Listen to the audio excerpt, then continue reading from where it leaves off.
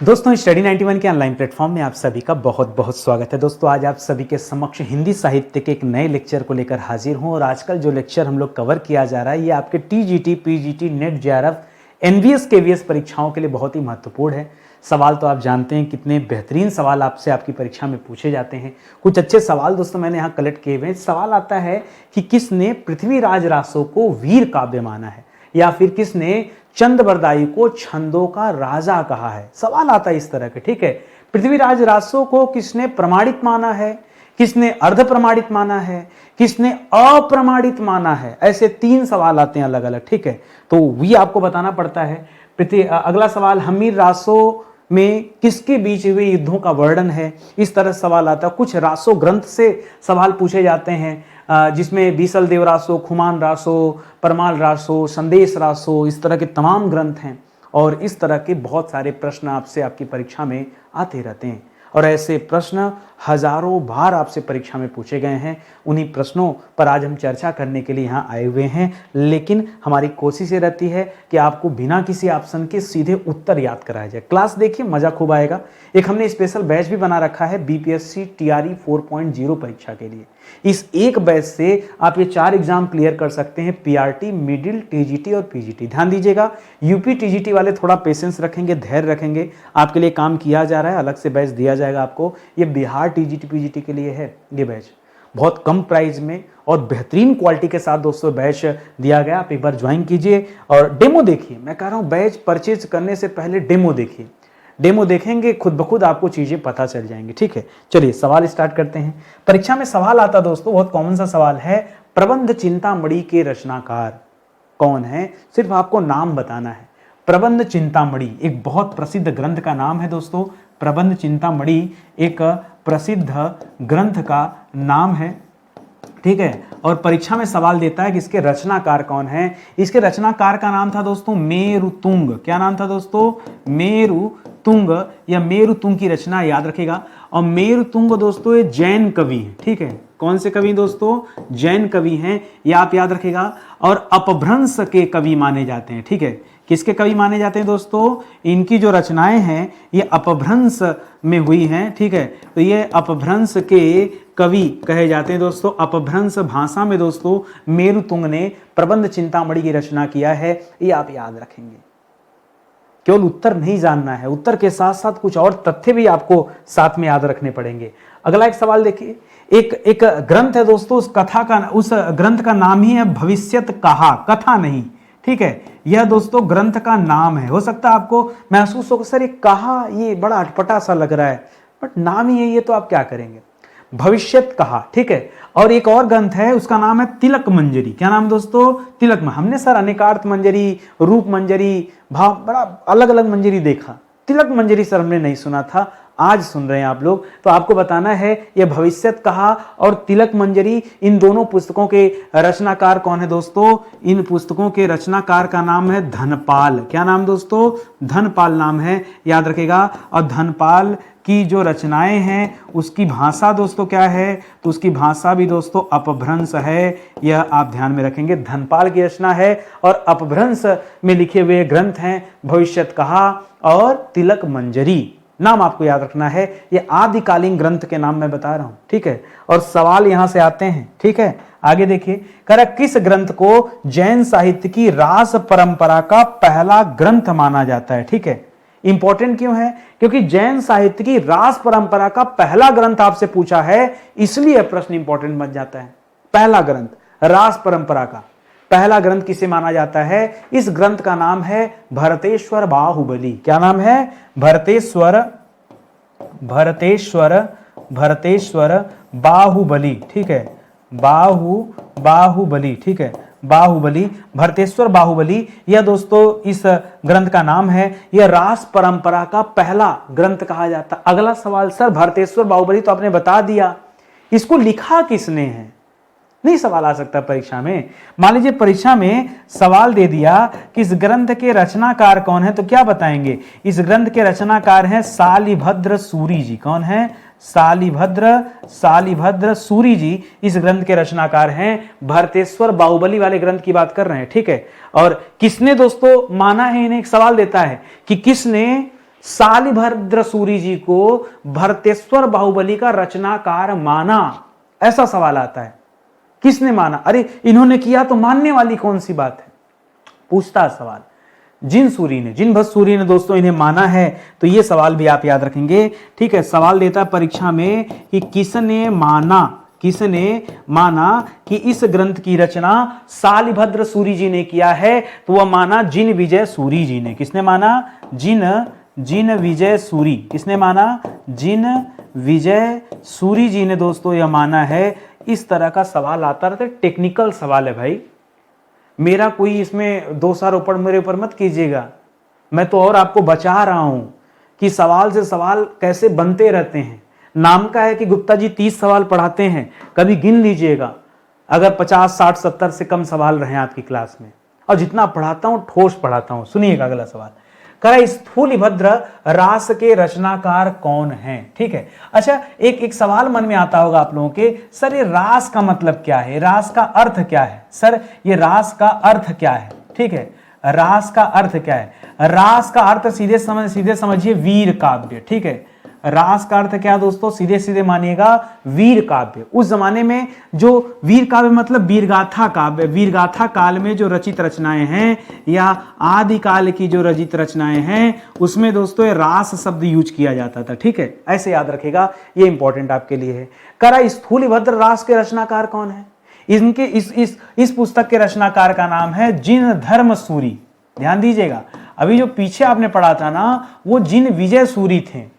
वो कौन थे? जिन विजय सूरी थे। ये जिन धर्म सूरी हैं, अलग अलग व्यक्ति हैं, एक साथ मत कोरिलेट कर दीजिएगा।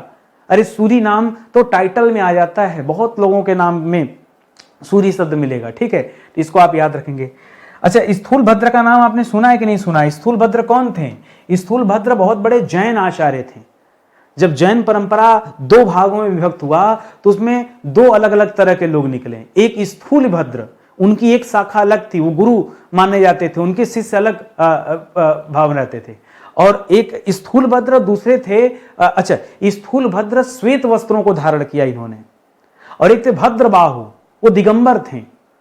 भद्रबाहु जो थे वो दिगंबर थे, उन्होंने वस्त्र ही नहीं धारण। उनके शिष्य जो हैं बिना वस्त्र के रहते हैं। ये ध्यान दीजिएगा, अगर आप कभी इतिहास पढ़ेंगे तो वहां मिलेगा आपको। सर्वाधिक प्राचीन फागु काव्य लिखने वाले जैन कवि कौन कहे जाते हैं? सवाल आता है सर फागु काव्य किसे कहते हैं? पहले पता हो फागु काव्य क्या है तब ना एक्सप्लेन करेंगे। तो याद रखेगा बसंत एवं होली के मध्य। ठीक है, बसंत एवं होली के मध्य गाया जाने वाला गीत जो है ये क्या कहलाता है दोस्तों? फागु काव्य कहलाता है। अरे हम लोग नहीं कहते हैं फगुआ नहीं जानते हैं? फागु काव्य से दोस्तों एक शब्द याद रखेगा, फगुआ। ठीक है, फगुआ। ठीक है, होली में दोस्तों फगुआ गाया जाता। अब तो इसका कल्चर खत्म हो गया, नहीं पहले फगुआ होता था। सुना होगा आपने, आज भी कहीं कहीं गांव में दोस्तों फगुआ सुनने को मिल जाता है। ठीक है, तो कह रहा है कि सर्वाधिक प्राचीन फागु काव्य लिखने वाले जैन कवि का नाम बताना जिन्होंने फागु काव्य लिखा था। उनका नाम था जिन चंद्र सूरी। जिन विजय सूरी, जिन धर्म सूरी और अंतिम में मिले हमें जिन चंद्र सूरी। कौन मिला? जिन चंद्र सूरी मिला। ये आप याद, इन्होंने फागु काव्य की रचना किया हुआ है और फागु काव्य की रचना करने वाले ये पहले कवि माने जाते हैं। अगला सवाल करा रासो साहित्य की रचना जो है ये किस भाषा में किया गया है? तो इसकी जो भाषा है दोस्तों परीक्षा में आता है, मैंने आपको पढ़ाया भी है, इसे कहते हैं डिंगल पिंगल भाषा। क्या कहते हैं दोस्तों? इसे कहते हैं डिंगल पिंगल भाषा। ठीक है, फागु जितने भी रासो साहित्य हैं उनकी भाषा क्या है? उनकी भाषा डिंगल पिंगल भाषा है। कई बच्चों को समझ में आता है सर डिंगल पिंगल क्या है? अरे भाषा है। अब लेकिन मैंने जब और पढ़ा डिटेल में तो एक परीक्षा मुझे सवाल मिल गया कि बताइए डिंगल से क्या तात्पर्य है और पिंगल से क्या तात्पर्य है। पिंगल में यहां मात्रा सही कर लीजिएगा। डिंगल से क्या तात्पर्य और पिंगल से क्या तात्पर्य है? डिंगल पिंगल भाषा तो बोल दिया, लेकिन डिंगल पिंगल का मतलब क्या होता है? डिंगल का मतलब होता है राजस्थानी साहित्यिक भाषा है। डिंगल जो है दोस्तों इसका संबंध किससे है? याद रखेंगे, राजस्थानी साहित्यिक भाषा। पुराने समय में राजस्थान में इस भाषा का प्रयोग होता था डिंगल। सर डिंगल वहां का था तो पिंगल क्या था? पिंगल दोस्तों ब्रज ब्रज की साहित्यिक भाषा, ठीक है, ब्रज की जो साहित्यिक भाषा थी उसका नाम था पिंगल। अब दोनों को जब मिला दिया गया, रासो साहित्य में दोनों का प्रभाव देखने को मिलता है, राजस्थानी भाषा प्लस ब्रज भाषा, इसीलिए नाम दे दिया गया डिंगल पिंगल। क्या नाम दे दिया गया? डिंगल पिंगल। समझ में आ गया ना? मजा आ रहा होगा पढ़ के, ठीक है। देखिए पढ़ाई हमको ऐसे ही करनी है ना कि बिना ऑप्शन के सीधे सीधे उत्तर हमें याद हो जाए। कई बच्चा सोचता है सर आप तो ऑप्शन देते नहीं, मजा कैसे आएगा? अरे आप हमारी क्लास देखो और फिर सीधा क्वेश्चन पेपर देखो, मजा देखना वहां आ रहा है कि नहीं। यहां आए ना आए, पेपरवा में सही उत्तर हो रहा है ना, तो जानिए मामला सही है। और सब पढ़ के क्या होगा अगर पेपर में उत्तर नहीं हल कर पा रहे हैं हम? बात को समझिए, बहुत छोटी लेकिन मोटी बात है। उत्तर हल होना चाहिए। तो आप यहां से सीखिए तरीका और पेपर देखिए उठा के, फिर आपको समझ में आएगा कि हल हो रहा है कि नहीं हल हो रहा है। किसने चंद्रबरदाई को छंदों का राजा बताया? क्या कहा दोस्तों?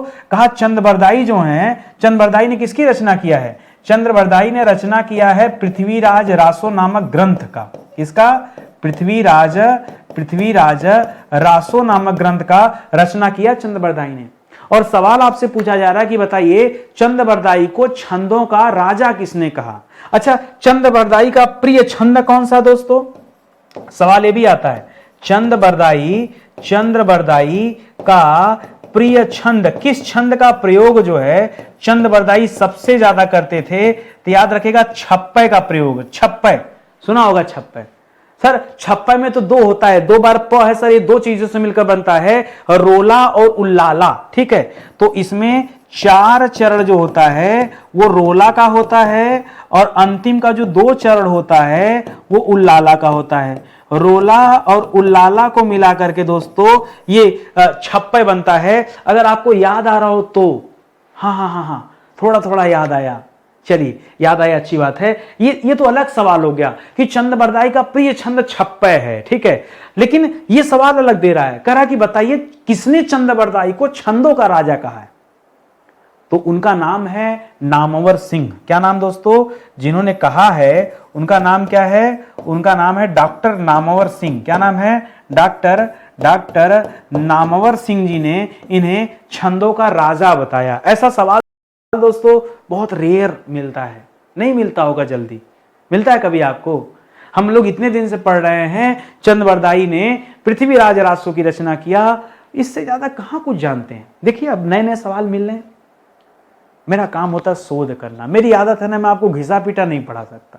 मैं रोज अपनी क्लास में कुछ नया लेकर आता हूं, ये आपको भरोसा हो गया होगा, ठीक है। आगे देखिए, कह रहा किसने पृथ्वीराज रासो, बहुत अच्छा सवाल है, किसने पृथ्वीराज रासो को वृहत महाभारत कहा? क्या दर्जा दे दिया पृथ्वीराज रासो को? वैसे हम लोग दोस्तों पृथ्वीराज रासो को महाकाव्य मानते हैं ना, पहले महाकाव्य के रूप में दोस्तों इसे हम लोग याद रखते हैं। पहले में कई लोग रामायण महाभारत को मानते हैं, वो तो आदि बहुत पुरानी ग्रंथ हो गए, उनको छोड़िए। तो ये सबसे नजदीक वाले में पृथ्वीराज रासो ही महाकाव्य है, ठीक है। और सवाल कर रहा है कि किसने पृथ्वीराज रासो को बृहत महाभारत का नाम दिया दोस्तों? तो एक इतिहासकार थे और बहुत बड़े व्याकरण के आचार्य भी थे, दशरथ शर्मा जी, ठीक है। दशरथ शर्मा जी, उन्होंने इसे बृहत महाभारत कहा है। एक सवाल और देता है कि बताइए किसने पृथ्वीराज रासो को घटना कोश कहा है? क्या कहा दोस्तों? घटना कोश किसने कहा है, ये सवाल देता है।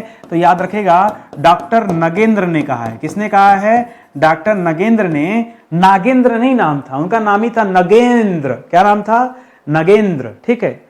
तो नगेंद्र ने क्या कहा है? घटना कोश, पृथ्वीराज रासो को घटना कोश बताया है, यह भी याद रखेंगे। ऐसे ऐसे सवाल आते हैं परीक्षा में। किसने पृथ्वीराज रासो को वीर काव्य कहा है? ध्यान दीजिएगा, महाकाव्य नहीं। करा किसने पृथ्वीराज रासो ग्रंथ को वीर काव्य का दोस्तों दर्जा दिया है? तो यह दर्जा दिया है डॉक्टर श्याम सुंदर दास जी ने। किसने दिया है? डॉक्टर श्याम सुंदर दास जी ने इसे वीर काव्य माना है। और एक और डॉक्टर साहब थे, उदय नारायण तिवारी। मैं थोड़ा कंफ्यूज हो रहा हूं, स्टार लगा दे रहा हूं इसीलिए। डॉक्टर, एक बार आप चेक कर लीजिएगा, नाम सही है ना?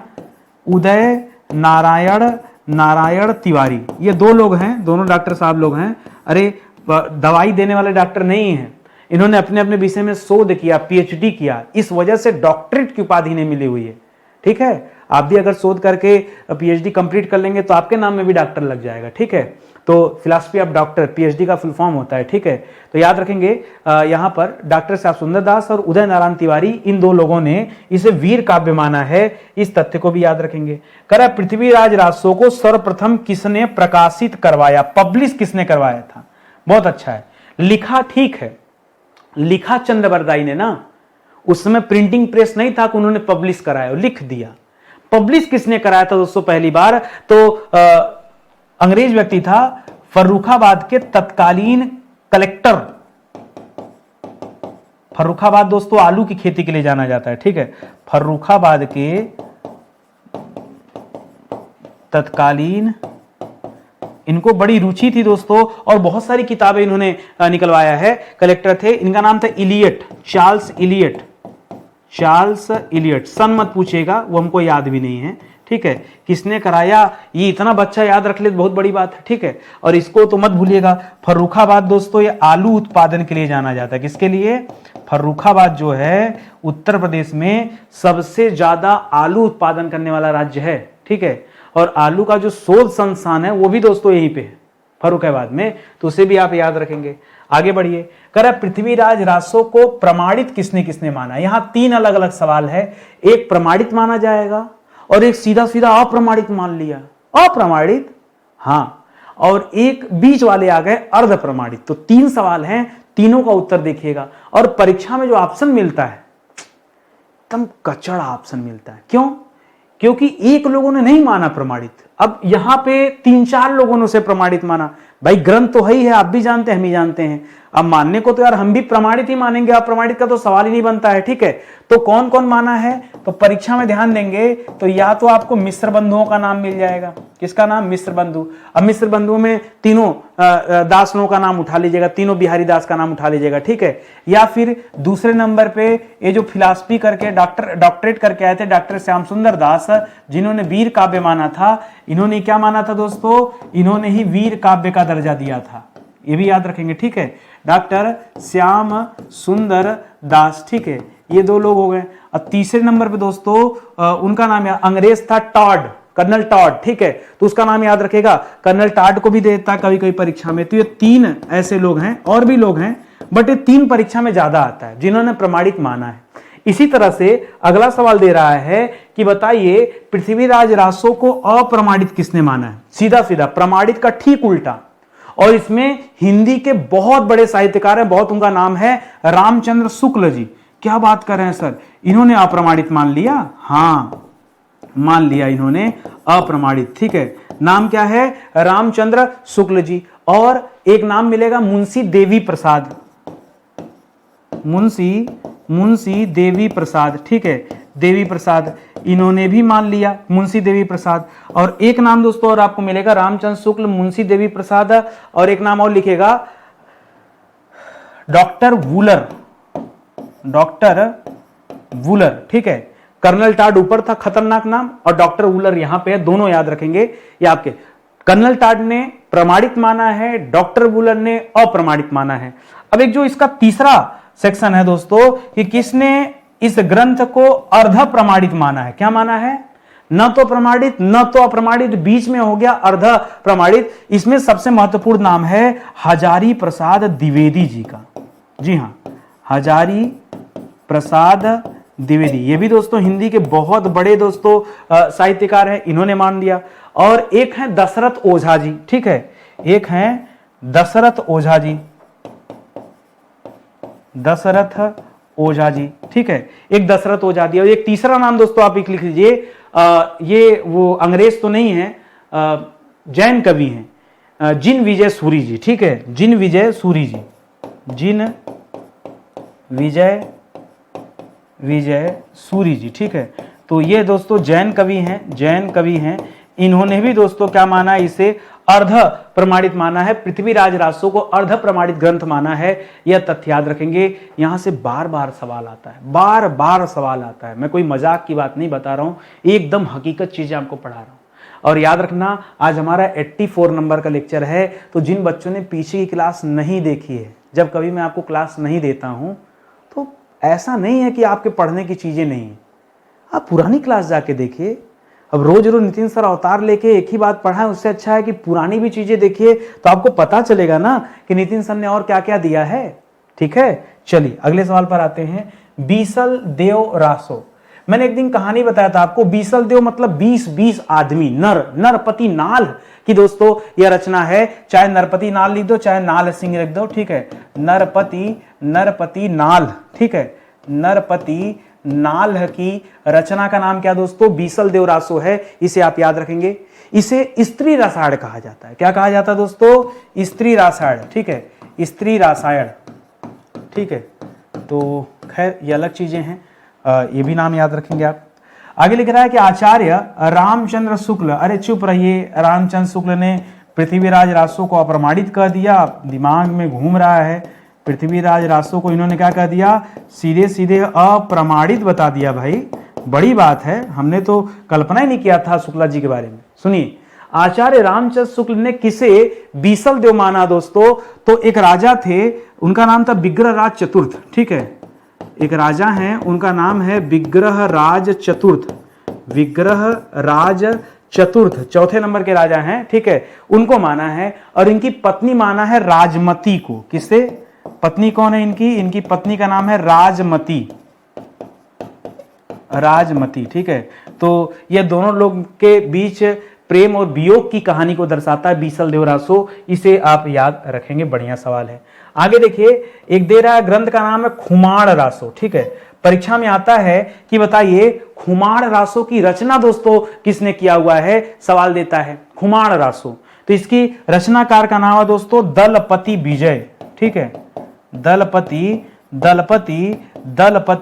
विजय की रचना का नाम क्या है? खुमाड़ रासो। इसके बारे में सर कुछ और खास याद रख सकते हैं क्या? खास क्या, यही खास है, इसे हिंदी का पहला जय काव्य माना जाता है। हिंदी का प्रथम जय काव्य, जी हाँ, जय काव्य माना जाता है दोस्तों। यह तथ्य भी याद रखेंगे खुमाड़ रासो को। किसे?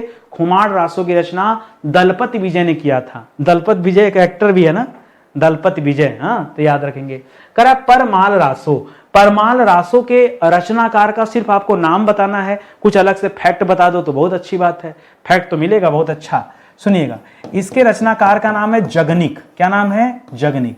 और परमाल रासो जब आप पढ़ रहे हैं तो ऐसा हो ही नहीं सकता कि आप इसमें वर्णन न पढ़े राजा परमर्दी देव का, ठीक है। राजा परिमर्दी देव का वर्णन आपको मिलेगा। राजा परिमर्दी देव के दरबार में ही कौन रहता था? आल्हा उदल रहते थे। कौन रहता था? अरे वो आल्हा उदल वाली कहानी, हाँ, यही तो आप पढ़ते हैं, परमाल रासो में ही आल्हा उदल की कहानी पढ़ते हैं। ये परमर्दी देव के राज दरबार में थे, तो याद रखेंगे। अगला सवाल करा विजयपाल रासो। ध्यान दीजिएगा, ऊपर परमाल रासो था, यह विजयपाल रासो दे दिया। विजयपाल रासो के रचनाकार दोस्तों कौन है? तो इसके रचनाकार हैं दोस्तों नल्ल सिंह। क्या नाम है? नल्ल सिंह, जी हाँ, नल्ल सिंह की रचना दोस्तों विजयपाल रासो। और ये जो विजयपाल रासो है सर, इसका नाम हमने जल्दी नहीं सुना, क्योंकि यह जो रचना है, यह जो ग्रंथ है, यह ऐतिहासिक रूप से अप्रमाणित माना जाता है। क्या माना जाता है? ऐतिहासिक रूप से अप्रमाणित ग्रंथ, अप्रमाणित माना जाता है। अरे इसकी बात छोड़िए सर, लोगों ने जो है जब पृथ्वीराज रासो को अप्रमाणित मान लिया तो बेचारा विजयपाल रासो की क्या गिनती की जाए, ठीक है। इसको याद रखेंगे, बढ़िया सवाल है। आगे देखिए अगला सवाल करा हम्मीर रासो। हम्मीर रासो के रचनाकार दोस्तों कौन है? किसकी रचना का नाम है हम्मीर रासो? सिर्फ नाम बताइए, ठीक है। कई नाम मिलता है यहाँ पे, 2-3 बातें याद दिला दूं मैं आपको। पहला बात लिखेगा दोस्तों सारंगधर। क्या लिखेंगे? सारंगधर। परीक्षा में ऑप्शन मिले सारंगधर, सही कर देना। या कहीं कहीं पे मिलता है कि इसके रचनाकार का नाम है जोधराज। क्या है? जोधराज। वैसे एक ही व्यक्ति हैं, ये हो सकता है एक ही व्यक्ति के 3 नाम हैं। अब तीसरा नाम मिलता है जज्जल कवि, जज्जक, ठीक है। ज 2 बार आएगा, जज्जक, ठीक है, ऐसे लिखाएगा जज्जक, ठीक है। जज्जक का नहीं यार, जज्जल कवि, जज्जल कवि। तो ये तीनों दोस्तों आप नाम याद रखेंगे जब आपसे हम्मीर रासो पूछेगा। सर हम तो आज तक सारंगधर ही पढ़े थे।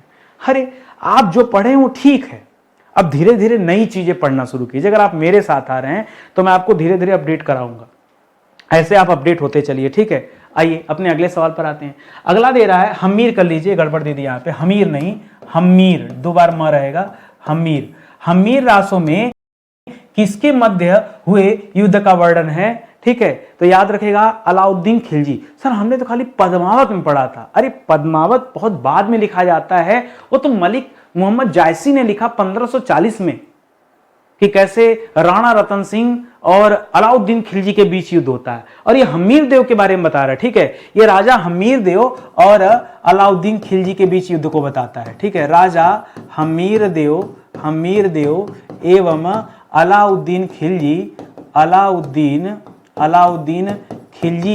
के मध्य हुए युद्ध के बारे में दोस्तों ये बताता है, ये वो तथ्य दे रहा है। तो हमीर रासों में आप इस मामले में आप इसे याद रखेंगे, ठीक है।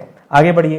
कह रहा किसने हमीर रासों के रचनाकार के रूप में जज्जल कवि को दोस्तों मान, मैंने पीछे कहा ना कि जज्जल कवि कुछ लोग मानते हैं कि हमीर रासों की रचना जज्जल कवि ने किया है, तो यह माना दोस्तों राहुल सांकृत्यायन ने। किसने माना है? यह किसने माना है? यह माना है राहुल सांकृत्यायन ने। किसने माना है? सांकृत्यायन ने माना है कि भैया हमीर रासों की रचनाकार का नाम है जज्जल कवि, ठीक है। ये आप ध्यान दीजिएगा, सारंगधर से हटके इन्होंने बात किया, ये आप याद रखिएगा। किसने हमीर रासों के रचनाकार के रूप में जोधराज को मान्यता दिया? तभी मैंने पीछे आपको 3 सवाल दिया, और ऐसी कंट्रोवर्सी पैदा किया हमारे डॉक्टर रामचंद्र शुक्ल जी ने। बहुत जगह कंट्रोवर्सी डाले हुए हैं, ठीक है। रामचंद्र शुक्ल जी ने किसे मान लिया दोस्तों? रामचंद्र शुक्ल जी ने जोधराज को माना, जबकि राहुल सांकृत्यायन जी ने किसे माना? जज्जल कवि को माना कि भाई हमीर रासों के रचनाकार हैं। आप जब से पढ़ रहे होंगे आप सारंगधर के अलावा ये दोनों सवाल नहीं पढ़े होंगे। क्यों? आपकी तैयारी अभी टीजीटी पीजीटी लेवल की नहीं थी, इसीलिए। लेकिन जब आप इस लेवल की तैयारी करेंगे तो आपके परीक्षा में इसी तरह के सवाल जो है मिलेंगे, और आप मेरे साथ पढ़ते रहेंगे तो धीरे धीरे रिवीजन करने को मिलेगा, नया नया सवाल देखने को मिलेगा, और आपका स्तर भी बढ़ेगा, सुधार होगा आपके स्तर में। आगे देखिए, कह पृथ्वीराज विजय। ध्यान दीजिएगा, आपका जीवन बीत गया पृथ्वीराज रासो पढ़ने में। पृथ्वीराज रासो पढ़ने में बीत गया, और इतना ही पढ़ के हम संतुष्ट हो गए कि भैया पृथ्वीराज रासो की रचना किया था चंद बरदाई ने। बस इतना पढ़ के हमारा जीवन तर गया था। ये नया सवाल है, जल्दीबाजी में चंदबरदाई उत्तर मत दे देना। यह पृथ्वीराज विजय की बात कर रहा है, और पृथ्वीराज विजय के रचनाकार का नाम है जयानक। क्या नाम दोस्तों? जयानक। क्या नाम है? पृथ्वीराज, ये विजय शब्द देखिएगा, विजय, पृथ्वीराज विजय के रचनाकार का नाम क्या है? जयानक नाम है। एक तो आप इसे याद रखेंगे, और इनकी लिपि पूछा जाता दोस्तों, तो इन्होंने इसकी रचना शारदा लिपि में किया हुआ है। किस लिपि में? शारदा लिपि में दोस्तों इसकी रचना किया हुआ है। ये नया सवाल है। सर हमने तो ब्राह्मी पढ़ा। हाँ, तो अशोक के टाइम में पढ़ा ना, ब्राह्मी, खरोष्टी, आर्मेयिक, ये सब पढ़ा ना। शारदा लिपि, अभी जिस लिपि में हम हिंदी लिख रहे हैं ये देवनागरी लिपि, ठीक है। तो शारदा लिपि में दोस्तों रचना हुआ है पृथ्वीराज विजय का। संदेश रासो, संदेश रासो दोस्तों पहला ऐसा ग्रंथ है जिसे मुस्लिम कवि द्वारा लिखा गया। जी हाँ, जिसे मुस्लिम कवि द्वारा लिखा गया, और इस वजह से दोस्तों उस बेचारे की बड़ी फजीहत भी हुई है। संदेश रासो ग्रंथ के रचना करने के बाद उस कवि का नाम था अब्दुल रहमान। बहुत फजीहत हुई, लोग उसका जीना जो है बेहाल कर दिए, ठीक है। अब कवि अब्दुल रहमान, ठीक है, अब्दुल रहमान, ठीक है।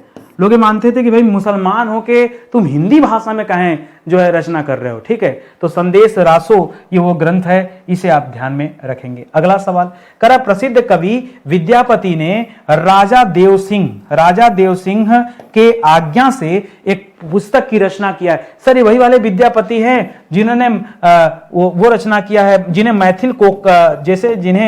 मैथिल कोकिल के नाम से जाना जाता है, मैथिल कोकिल कहा जाता है, और इन्होंने पदावली की रचना किया है। पदावली, मैथिली भाषा में पदावली पुस्तक की रचना किया है, उन्हीं की बात कर रहे हैं। बिल्कुल सही आप सोच रहे हैं। कह रहा विद्यापति जी ने राजा देव सिंह की आज्ञा से दोस्तों किसकी रचना किया है? तो इनकी एक पुस्तक है, उस पुस्तक का नाम है भू परिक्रमा। क्या नाम दोस्तों? भू परिक्रमा नाम है, और ये आप याद रखेंगे, बढ़िया सवाल है।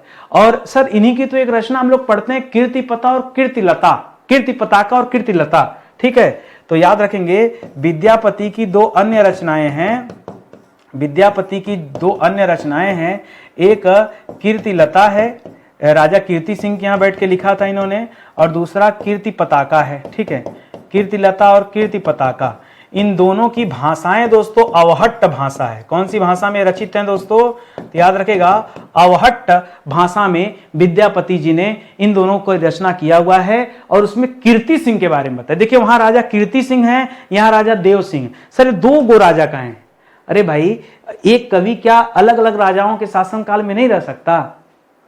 आपने नहीं अटल बिहारी वाजपेयी का शासन देखा, मनमोहन सिंह का शासन देखा, नरेंद्र मोदी जी का शासन देख रहे हैं, आगे ऐसे न जाने और कितनों का शासन देखेंगे? नहीं, उसी तरह से बस है, याद रखें। अब सब दिमाग में आ गया हमारे। हम तो सोचते थे, गड़बड़ा जाते थे हम लोग कि नहीं क्या है कैसे है। अरे गड़बड़ाना नहीं है, ध्यान से सुनिए समझिए, सब जो है समझ में आएगा, ठीक है। चलिए आगे बढ़ते हैं, अपने अगले पॉइंट पर आते हैं। करा विद्यापति द्वारा रचित गौ रक्षा विजय। जी हाँ दोस्तों, ये पुस्तक का नाम है। आपको बताना है ये जो गौ रक्षा विजय है ना, ये किस भाषा में दोस्तों लिखा गया, सिर्फ इतना बताना है, गौ रक्षा विजय, ठीक है।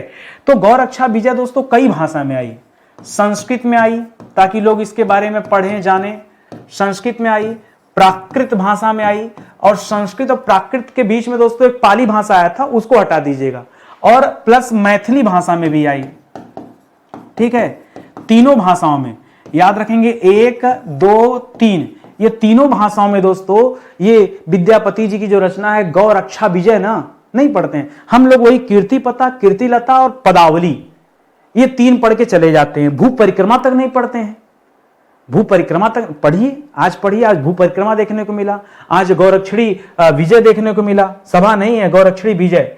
कर गंगा वाक्यावली, दान वाक्यावली, लिखनावली और पुरुष परीक्षा, ये सभी दोस्तों ग्रंथ के रचनाकार कौन दोस्तों? ये विद्यापति की ही और अन्य रचनाएं हैं।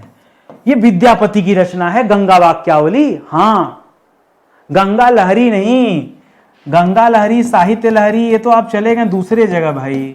गंगा लहरी, साहित्य लहरी, ये सूरदास की रचना है। लहरी लहरी देख के निकल गए क्या?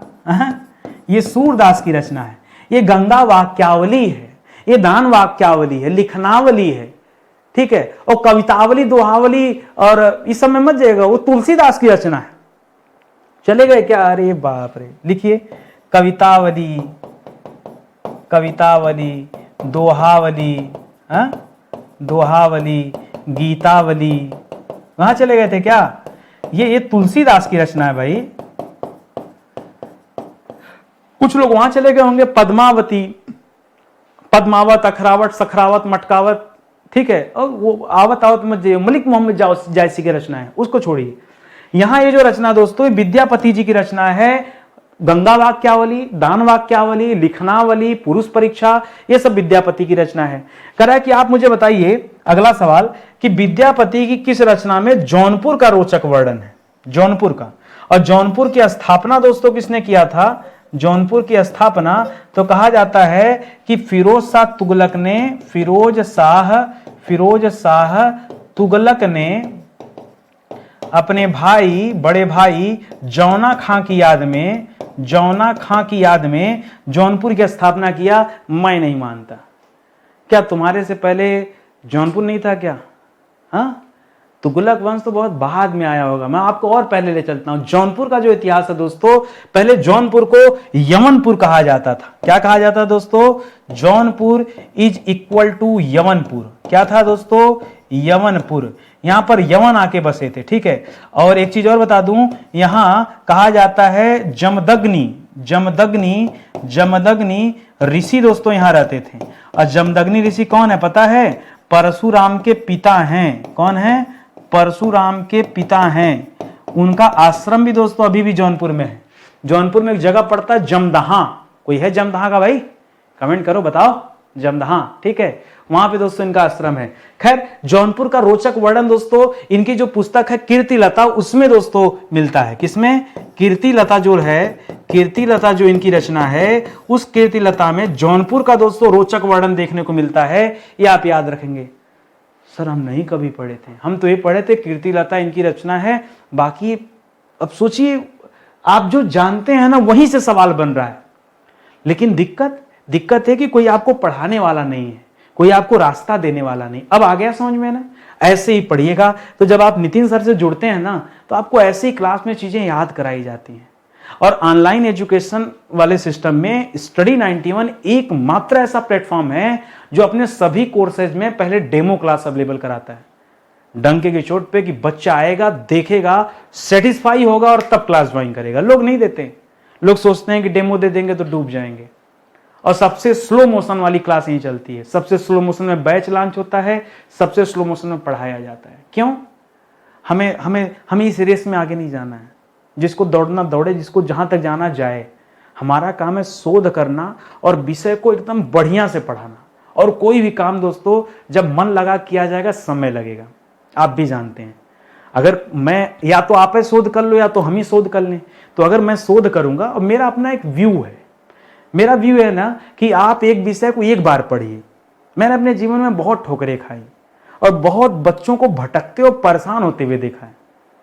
एक ही विषय को न जाने कितनी बार पढ़ता है। आप अगर जानकार होंगे तो आपको भली भांति पता होगा, हर एक परीक्षा में अलग अलग बार अलग अलग तरीके से एक ही विषय को पढ़ता नजर आता है।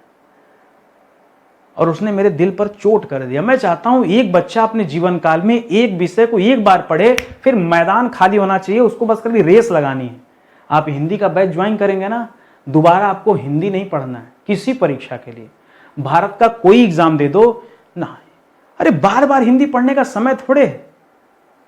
हाँ, एक बार पढ़ के तैयार हो जाइए। उसी तरह से मेरे पास एक मॉडर्न हिस्ट्री का बैच है, मैं और भी बैच ला रहा हूं बहुत जल्द दोस्तों। और भी बैच आने वाला है, एक साथ 3-4 बैच आने वाले हैं, उसमें क्लासेस रिकॉर्ड भी कर रहा हूं। आप पढ़िए, आनंद आ जाएगा पढ़कर, ठीक है।